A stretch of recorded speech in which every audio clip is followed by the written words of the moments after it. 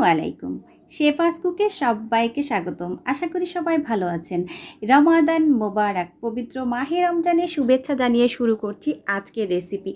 আজ আমি আপনাদের সাথে শেয়ার করছি চিরা লাচ্চি রেসিপি।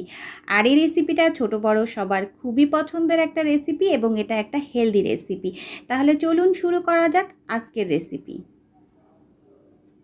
চলে আসলাম রেসিপিটা তৈরি করতে। তো এখানে আমি দুধটাকে রেডি করে নিয়েছি, দই নিয়েছি, চিরা নিয়েছি, আর দুধটাকে আমি চিনি দিয়ে 1/3 কাপ চিনি দিয়ে জাল করে নিয়েছি।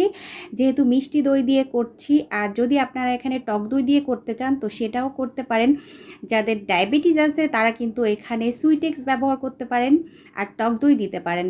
তো এখন আমি চিরাগুলোকে ব্লেন্ডারে জাগে নিয়ে নিচ্ছি,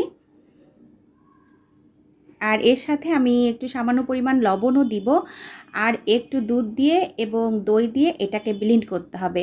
আর এই রেসিপিটা কিন্তু খুবই হেলদি একটা রেসিপি। সারা দিন রোজা রাখার পরে কিন্তু আমাদের শরীরে পানি শূন্যতা দেখা দেয়।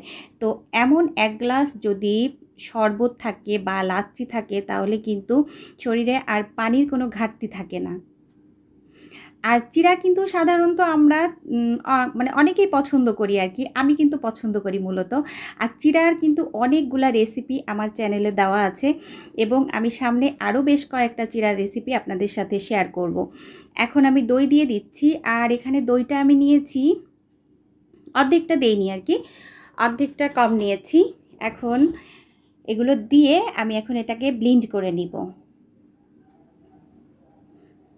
আমি ব্লেন্ড করে নিয়ে এসেছি, আর আমি যতটা ঘন রেখেছি আমার মনে হয় এটুকু ঠিক আছে। কিন্তু আপনারা যদি চান তাহলে এর থেকে আরও বেশি ঘন করতে পারেন, আবার যদি চান এর থেকে আরও বেশি পাতলাও করতে পারেন, কারণ আরেকটু দুধ দিলেই এর মধ্যে পাতলা হয়ে যাবে। তো এই যে দেখতে পাচ্ছেন, এটা আমি দেখেন আমি এতটুকু ঘন করেছি। আর আপনারা চাইলে কিন্তু কলা দিতে পারেন।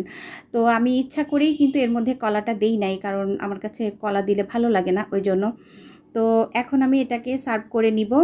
আর এর সাথে আরও বেশি মজা করতে আর কি আমি এর সাথে বাদাম দিয়েছি, তারপরে আইসক্রিম দিয়েছি। তো বাচ্চারা যেহেতু আইসক্রিম পছন্দ করে আমি ওই জন্যই দিয়েছি, আর বাদামও কিন্তু বেশ ভালোই লাগে। এখন আমি সার্ভ করে নিচ্ছি। আর এই রেসিপিটা আসলেই হেলদি একটা রেসিপি, আপনারা অবশ্যই ট্রাই করবেন। তো এটা কিন্তু অলমোস্ট হয়ে গিয়েছে। এতক্ষণ যারা আমার সাথে ছিলেন সবাইকে অসংখ্য অসংখ্য ধন্যবাদ। সবাই ভালো থাকবেন, আমার জন্য দোয়া করবেন। আমিও আপনাদের জন্য দোয়া করি। আপনারা ভালো থাকুন, সুস্থ থাকুন, আর নিত্য নতুন রান্না করে প্রিয়জনকে খাওয়ান। আগামী পর্ব দেখার আমন্ত্রণ জানিয়ে আজকের মতো আমি শেফা বিদায় নিচ্ছি। আল্লাহ হাফিজ। আসসালামু আলাইকুম।